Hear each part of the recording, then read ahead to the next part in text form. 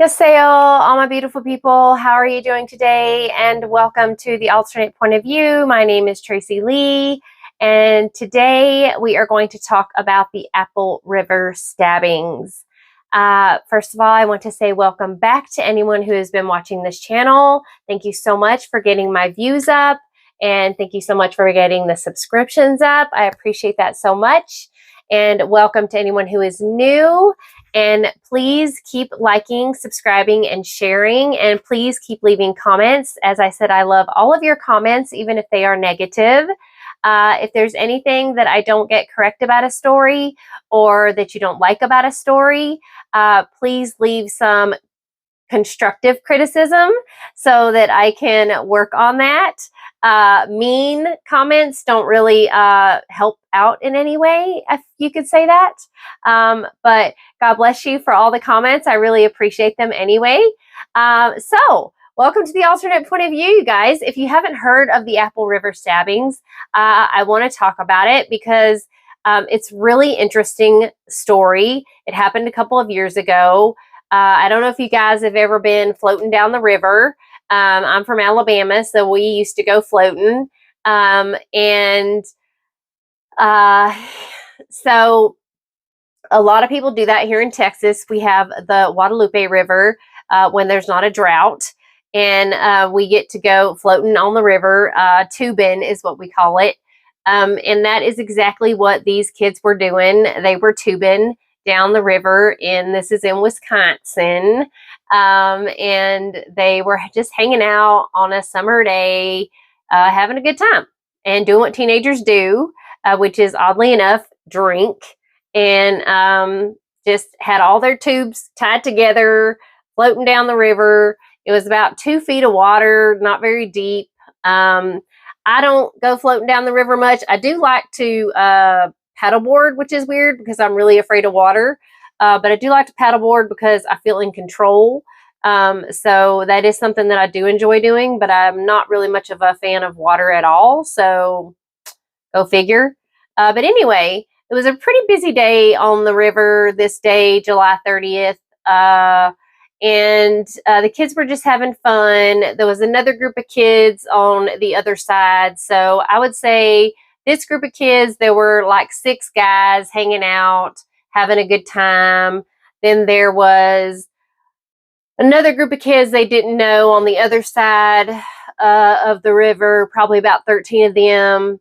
And then there was a group of older people that were also tubing down the river, and they were just chilling, having a good time as well. They were like in their 40s and 50s. No big deal, just a hot summer day, hanging out, you know. And all of a sudden, one of the gentlemen from the older group is snorkeling in this 2 feet of water, and he gets really close to the group of guys that are hanging out. And apparently, the older gentleman makes a statement because the guys in their tubes are like, "What are you doing? You know, snorkeling in 2 feet of water?" And I guess he made a statement. I'm not really sure. But he made a statement like that he was looking for girls, little girls. So, of course, the teenagers are teenagers, and they start making comments like, "Oh, you're a pedophile, you're a rapist, be careful of him, watch out for him." And they have all this on video. Okay, so they videoed all of this. They're saying these ugly things to this man, and he eventually just kind of walks away from them. And the next thing you know, he comes back to this group of kids, and they're like, "What are you doing? Why are you back? Get away from us, you know, stay away from us." And apparently, according to the video, the other group of kids that these guys don't know come along, and they're also drinking. They're also more of them, so it makes a power in numbers kind of situation to this older gentleman who is in his 50s, I guess. And his name is Nicolette New.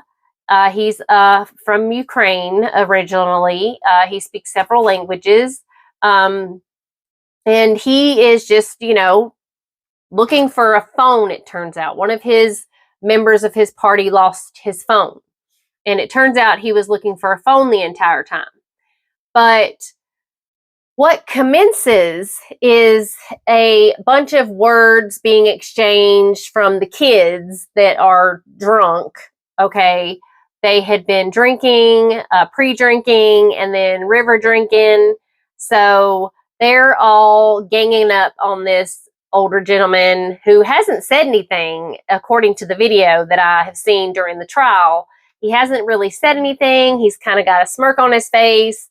All the other kids are kind of around him, and they're just kind of pointing at him, and they're just calling him names and trying to just, mock him a lot. And they're just really kind of just being rude teenagers.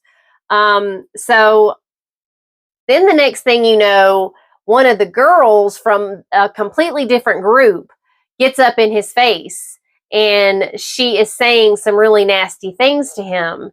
And she ends up, I don't see it on the video. It's not on the video, but according to the witnesses, the kids, he hits her in the face. Now, she doesn't fall down. She still holds on to her drink. Now, that's a party foul if you spill your drink. So she's still holding on to her truly, but apparently she had sunglasses on, and those came off of her face. So that's when it just goes haywire. And the guys get involved. They push Nick down into the water, and they continue to keep him down and try to keep him down into the water because they don't want him to get back up. And they're screaming, "You hit a girl. How could you hit a girl?" And they're calling him names continuously, rapist, pedophile, and they're just being mean, bully teenagers. Okay. That's basically what they're doing. Okay. They're drunk. They're harassing this old man. Oh, I don't want to say old man because I'm close to his age, so I don't want to say old, but so they're being mean. They're just ganging up on him, and they realize now that they have a support system because they've got this other group that doesn't know him and know them, and now they're strength in numbers. So there's 6 guys, and now about 13 other of an opposite group that have now joined in. There's about 4 girls and the rest of the 9 guys, right? So now there's an additional group of people, and there's 2 chicks that were just in his face. Okay, the chicks were the ones that were like in his face. And eventually, the next thing you know, no one saw this. You can see it when you slow down the video, okay? But Nicolette ends up having a knife in his hand at some point. And what commences after, when he is able to get up out of the water and stand up, or as he's getting out of the water, I'm not really sure because none of it is really caught on video until you see the aftermath of it all. But he literally ends up gutting, like fish gutting, 4 of these teenagers. A couple of guys from the original group and a guy from the other group, and then ends up, actually one of the females from the other group. She gets cut in her side. One of the other guys gets cut in the gut so badly. He is literally gutted. He's holding his intestines, trying to put himself back together. And no one realizes what's happening. All you see is utter chaos, people running, and you see the river turn into blood. And then you see a couple of the other kids that were stabbed. And then you see one of the kids was stabbed so badly, he died. So a total of 5 kids were stabbed. One was critical. The other 3 were they were stable. And then Caleb, he was his name Caleb? I'm so sorry. I don't want to get his name wrong. Isaac. Um, Isaac ended up being the one that died. He was literally gutted. And it happened so fast. Like, even when you watch the video happened so fast. It's like a matter of seconds. So I don't know how he was able to attack. And I mean, attack, it's all, they say attack, but it's not like he went up to these people and just attacked them out of nowhere with this knife, okay? So he is charged with 4 counts of attempted intentional murder and a count of intentional murder. So, it is a really sad situation. He is, of course, claiming self-defense because he is claiming that he was being ganged up on by these kids, and he actually left the scene of the crime or the incident. I don't want to say crime. There was someone murdered. Isaac died. Another person almost died. The other 3 were able to, they were not, I don't want to say superficial wounds, but they weren't as bad as the other 2. But I think the situation could have never happened if the kids had just kept their mouth shut. If they had just floated along the river and left this guy alone. I don't know why they started the situation. They instigated it. This guy didn't instigate anything. I think he just ran into their tubes while he was snorkeling, looking for the phone. I don't know if the words were exchanged. They say he said as far as looking for little girls, but it wasn't on video, but that's what they claimed he said. And then they started, of course, calling him names, calling him a rapist, calling him a pedophile, calling him ugly names, and yelling it across the river.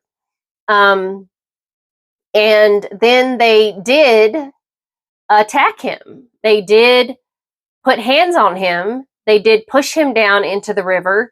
They did hit him in the face. They did push him more into the river. And granted, he did hit the female, apparently. That is also not on video.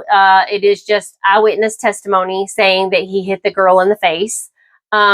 So I'm not sure of that. I'm just watching the trial as it goes along day by day. None of his party saw any of this happen.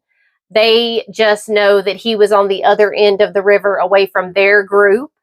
They know that they heard a lot of yelling. They know that they heard a lot of commotion going on. They know that they heard and saw a bit large group around Nick, but they don't know what exactly happened. And they weren't aware of any stabbings. They just know that when he came back to their group, he was quiet. He seemed normal. He didn't seem afraid or anything. They just decided all to leave, that the group down the river was rowdy, and they decided to leave. So that's what they did, was they left. And meanwhile, the group of teenagers are all freaking out because there's blood, there's guts, there's intestines, there's, people are dying. And Nicolette and his party all leave the river. The police get there. And now, mind you, there are mistakes made by the police, okay? Because all of this is on video. Now, none of the police get a picture of the suspect. None of them ask. None of them, I'm sure there's so much commotion going on trying to save your friends that you don't even, I don't know why anyone didn't think to offer, hey, I have this on video. This is the guy you're looking for. Instead, the cops are just running up and down the river all willy-nilly looking for some random person with a knife. But Nicolette had already thrown the knife, and they didn't find the knife for over a month. Okay, so finally they catch up with Nicolette's party, and they catch him, and they say, "You match the description." The first thing he says is, "I heard someone got stabbed." And he doesn't say he knew anything about it. He actually lies to the police and says that he didn't have a knife, even though he did have a knife. One of his friends in his tubing party said, "Hey, don't forget your knife. We need to use it to cut the strings off the tubes."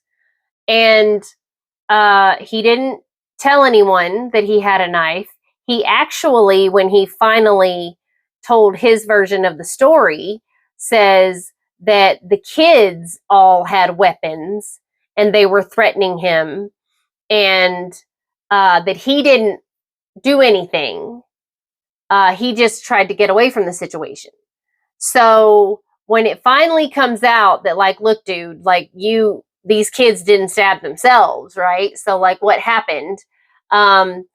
He claims that he eventually, he didn't have his own knife, that he got a knife from someone else, one of the kids, and he had to defend himself. So he's claiming self-defense. So now when they did take him into custody, here's a very fine line, okay? No one read him his Miranda rights. So the judge is not playing the entire video of where he was put into custody because he was never read his Miranda rights. He just says, "You match the description of a stabbing, and we're going to take you to speak with the detective." And he says, "Okay." And they don't play any more video because he was never, he was told he was under arrest, but he was not read his Miranda rights. So this is a very sticky situation. Also, in the interrogation, he asks, now there's a very specific way in an interrogation, you guys, that if you are being interrogated, you can't say, "Do I need a lawyer?" Cops are never going to tell you that you need a lawyer. You can't say, "When do I need an attorney?" They're not going to tell you when you need an attorney. They're not going to say, you have to specifically say, "I need an attorney. I want to speak to an attorney. I want a lawyer. I want a lawyer. I'm not talking without a lawyer." So he does reference an attorney in his interrogation, but he doesn't specifically say,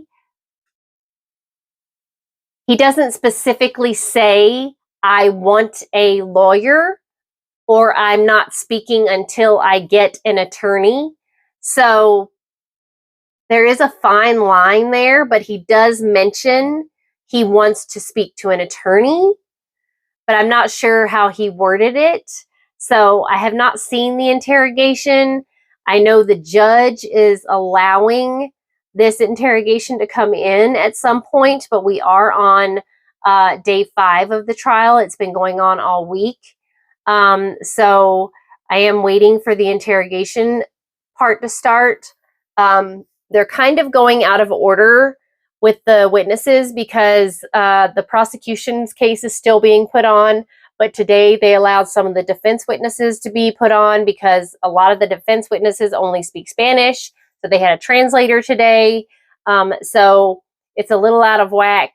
But they found the knife a month and 2 days later by the river, down by the river. But anyway, it's really sad that a 17-year-old young man was murdered.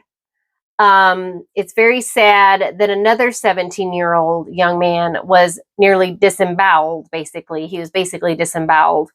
Both of them were disemboweled. One lived and the other didn't. The other 3 were cut pretty severely. And it's very sad that the entire situation happened. It just happened so quickly. I don't know how he was able to. I mean, it's not a very big knife. I mean, it was a knife like the size of these glasses. It's a pocket knife, and you just pull the knife out. So, like, he was able to just like slice. I mean, I don't know how. Like, he was quick. So, um, I'm shocked. And he was much heavier then than he is in the trial right now. In the trial, he's lost a good amount of weight. Now, his wife has also divorced him since this incident happened, but she is using her spousal privilege because she was married to him at the time of the incident. So she doesn't. She's not allowed to have any questions asked of her of anything he may have said to her after the incident. So, according to his group, no one knew that he stabbed anyone. No one knew that he was in any type of altercation. They did know that that he seemed to have been being surrounded by this group of kids. They did see him fall down into the water. But they did say that when he came back to their group, he was very calm. He was very quiet. And then they just left. So it's just a strange situation. Like, he just stabbed 5 people, and he seemed very blasé about it. The laws in Wisconsin are very different. This judge is being very, very fair. I do believe his defense team is doing a very good job. They are being very hard on the victims, mainly because, the victims were taunting him a lot. And you see it in the video plain as day that the victims were in this guy's face. They were calling him names, calling him a rapist and a pedophile. Excuse me, I'm still recovering. Calling him names like you wouldn't believe. I mean, could you imagine if you were, just, I mean, you didn't do anything and you have people calling you a pedophile? I mean, it's just kind of ugly. There's just, kids are ugly. They're mean. People are mean. I mean, I see it every day on all of my social media platforms. People are just mean. But does that constitute stabbing people, disemboweling them? I mean, it's kind of drastic. But when you have a group of 13 and a group of 6, I mean, that's nearly 20 people. And I'm really bad at math, you guys. So, I mean, but I mean, that's a lot of people surrounding you, and you're all alone, and none of your friends have come to help. They see that you're in kind of a little bit of trouble, but they just are just ignoring it. So, I mean, I just feel like that's you're outnumbered. Okay. So when you feel outnumbered, your instinct is to protect yourself the best that you can. And you've also been shoved into the water and you've been hit. And I mean, so I can understand his self-defense, defense.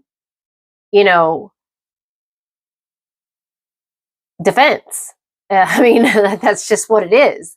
And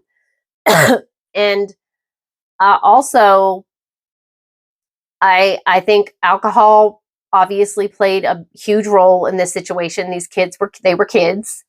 I'm sure they were good kids, but we all drank when we were teenagers. But apparently, the one kid who did pass away, his blood alcohol level was over 2 point something percent, which I'm sure did not help him in surviving. Because when you're that high in alcohol levels, you bleed out much faster. It's amazing that the other guy didn't die. I don't know how much his toxicology level was, but It's very sad. And what's crazy is, and in these videos, none of these kids drop their drinks. Like, they're being stabbed. They're confronting this man, and none of them drop their drinks. Like, they're all holding on to their drinks. They're. I mean, y'all, I don't know, but I will just say that I feel like it's a really sad situation that this man has to carry the fact that he killed someone and stabbed several other people.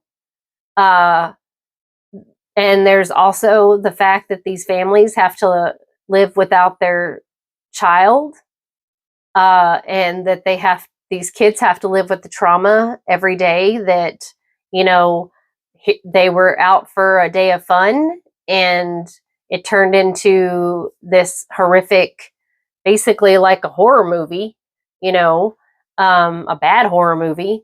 But I mean, you can't make this stuff up.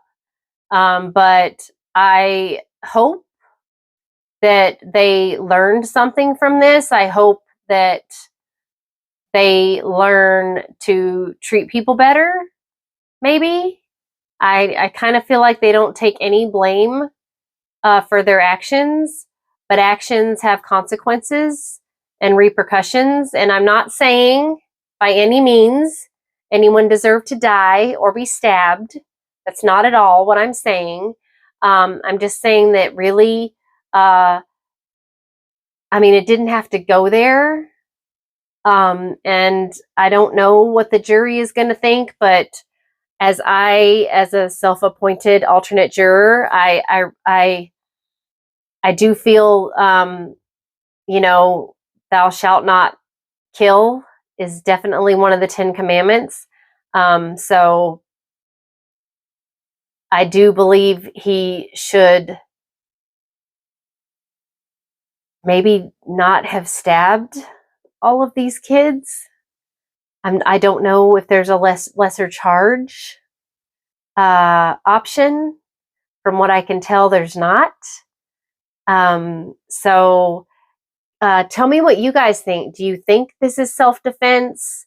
Do you think that, what would you do if you were in this situation? If you were surrounded by nearly 20 people and they were drunk, and, you know, they're calling you a pedophile and a rapist and a little girl hunter, you know, I mean, they're calling you really bad names. I mean, I understand, like, right, like sticks and stones, right? But, you know, they're surrounding you, they're in your face, they're pushing you down, they're hitting you. What is a knife necessary, or is it what is the steps to take? What do you do? You're the elder in this situation, right? These are kids. So I am just curious as to what your thoughts are. The trial is continuing. The prosecution is still putting up their case. So, but from what I can see, it's just a bunch of mean, drunk teenagers thinking they're being funny, thinking they're, you know, just being funny. They just think they're being funny. And this guy took it one step too far and someone died. So I feel terrible for Isaac's family, and I feel terrible for the trauma that these kids are going to have for the rest of their life. And I feel terrible for Nicolette, who has lost his entire family, and his that he's going to have to live with the fact that he killed someone. So prayers to all of them involved, and please let me know what you think about this. What do you think is happening? What do you think you would do in a situation like that? And I appreciate everyone who watches these videos, listens to these stories, and let me know in the comments below. Please like, share, and subscribe. Tell your friends. Thank you so much for helping this channel grow. I really, really appreciate you all. Kamsahamnida.